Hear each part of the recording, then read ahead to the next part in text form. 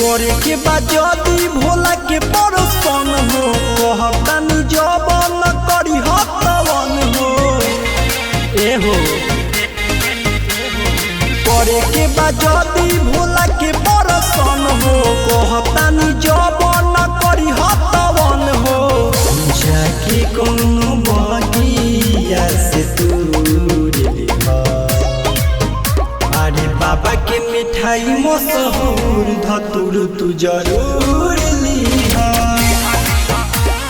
बाबा के मिठाई मशहूर धतूर तू जरूर लिहा। बाबा के मिठाई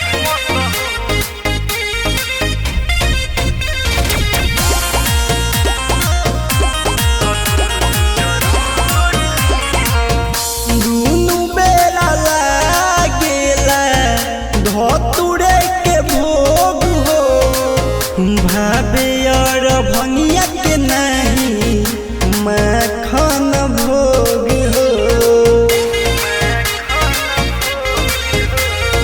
दुनु बेला लागेला धतूरवे के भोग हो भावे और भंगिया के नहीं मखन भोग हो समिस छोहारा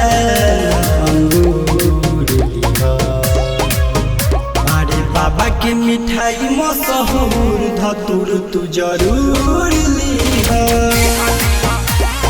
बाबा के मिठाई मशहूर धतूर तू जरूर लिहा। बाबा के मिठाई मशहूर लिहा लिहा।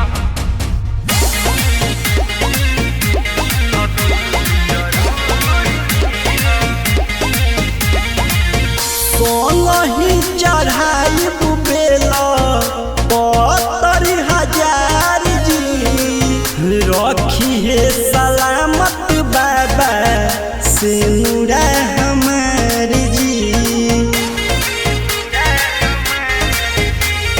सोलही चढ़ाई बेला 70,000 जी रखी है सलामत बाबा से नूरा हमार जी। नाम भोले बाबा के बाबा के मिठाई मशहूर धतूर तू जरूर लिहा। बाबा के मिठाई